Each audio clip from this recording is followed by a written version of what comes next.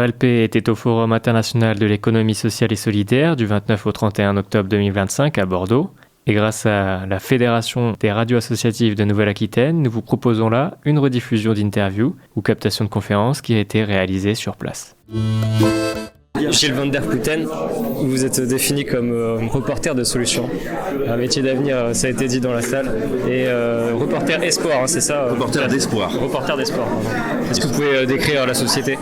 Alors Reporter d'espoir, c'est une association qui a 21 ans et qui travaille depuis toujours sur le journalisme de solutions, parler des problèmes quand il y en a, des catastrophes, mais ne pas oublier la tension entre problèmes et solutions, difficultés et résilience, parler du monde qui avance, du monde qui bouge, parce que on a souvent reproché, et c'est de plus en plus vrai, aux journalistes d'être trop dans le négatif, que l'info soit trop anxiogène. Nous, notre boulot, c'est de convaincre les journalistes qu'il faut parler d'autre chose, qu'il faut élargir le spectre de l'interrogation journalistique.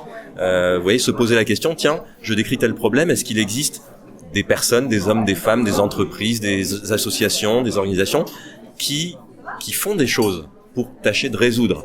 C'est vraiment cette question, est-ce qu'il existe des acteurs qui résolvent ces problèmes ? Et on essaie de faire en sorte que cette question, elle soit ancrée dans l'état d'esprit des journalistes. Et ici, il y en a plein, hein, parce qu'on est au Forum de l'économie sociale et solidaire. On a par exemple des ressourceries qui sont créées avec beaucoup de bénévoles qui tendent à faire moins de déchets dans le monde. Vous en connaissez d'autres aussi ? Vous avez des initiatives que vous avez partagées récemment ? Oui, les initiatives sont un matériau indispensable pour un journalisme de solution. Sinon, s'il n'y a pas de solution, il n'y a pas de journalisme de solution. Des initiatives, depuis 15 ans que je travaille dans le milieu, j'en ai beaucoup dans l'ESS, mais prenons des exemples en dehors. Une entreprise comme Armor à Nantes qui s'est reconvertie dans les encres chimiques, qui a créé une université pour former ses salariés, ses ouvriers pour qu'ils montent en compétences, etc. Enfin, on voit des dynamiques positives à l'échelle de plein d'initiatives, qu'elles soient ESS ou au-delà, c'est-à-dire soit dans les 10%, soit dans les 90% de l'économie. Et moi, ce qui m'intéresse, c'est d'aller chercher ces initiatives qui ont de l'impact, qui changent la vie des gens, la vie au travail, qui améliorent le bien-être, la santé. On a tellement de défis auxquels répondre. Oui, l'industrie made in France. Et c'est vrai que tout ça, l'ESS par nature le porte plutôt bien. Dans le journalisme de solutions, il y a aussi beaucoup d'éducation populaire. Donc présenter la réalité de la situation avec des cours, expliquer quelle est la situation, pourquoi cette solution est à propos. Et ça demande aussi beaucoup d'efforts pour comprendre, d'expliquer le monde, comment il fonctionne dans ses complexités. Et en face, vous avez des personnes qui sont plutôt dans le raccourci, des médias milliardaires, ça a été évoqué dans cette table ronde.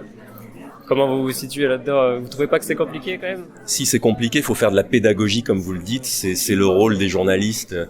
Alors nous, en ce moment, on travaille sur un sujet un peu complexe qui est la biodiversité. Vous voyez, on a beaucoup parlé du climat, enfin pas assez, jamais assez, mais on a fait des progrès dans tous les médias globalement. Aujourd'hui, parler de la biodiversité qui est un défi encore plus grand que celui du seul carbone. Finalement, pourquoi on a pris le climat ? Parce que l'enjeu est pressant et que on a l'impression de le maîtriser parce que on peut comptabiliser le carbone. Hélas, derrière tout ça, il y a raréfaction d'espèces, disparition d'espèces, raréfaction de ressources qui nous sont indispensables à tous pour notre survie, etc.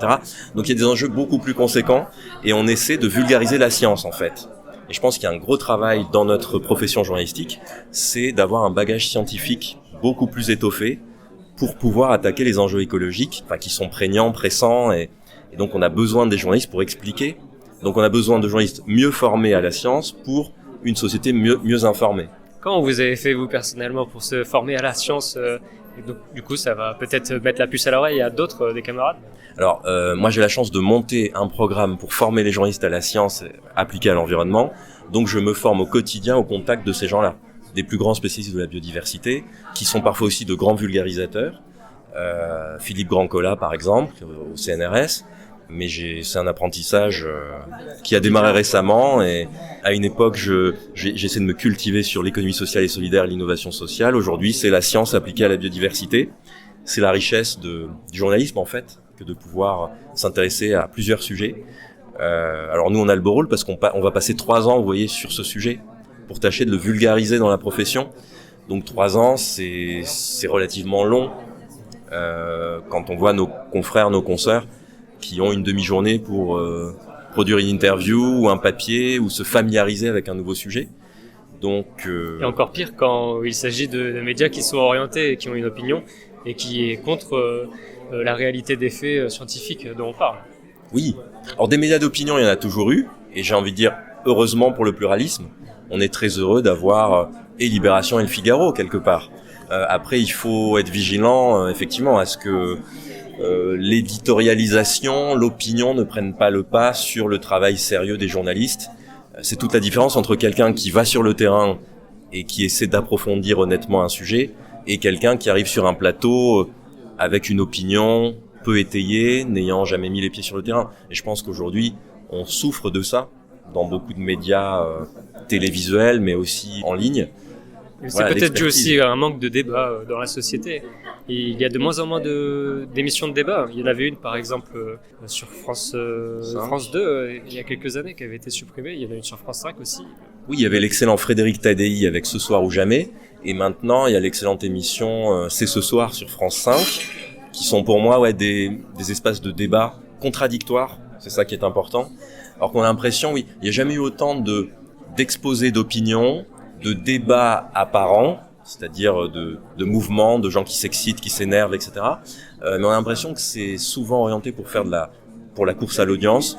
C'est pas un débat serein et apaisé et contradictoire. Heureusement, le service public est là pour ça, en partie. S'il n'est pas supprimé, pour être remplacé par des chaînes privées, en tout cas. Alors pour le moment, heureusement, France 2, France 3, France 5 se défendent plutôt bien.